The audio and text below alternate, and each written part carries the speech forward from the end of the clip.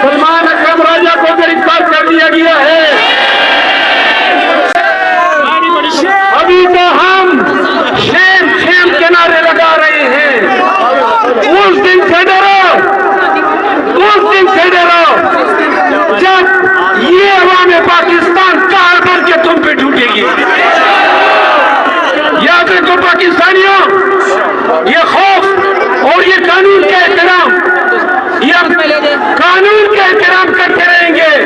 जिस दिन गैर कानूनी लाठी आपने हम पे डाली, कसम उठाते हैं उस लाठी को तोड़ के रख देंगे।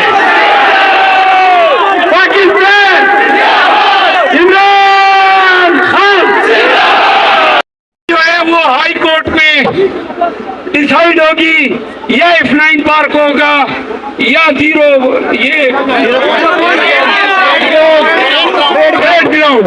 क्या भी होगा, सोशल मीडिया पे आपके पास शेयर हो जाएगा। आखिर में दो नारों का जवाब दे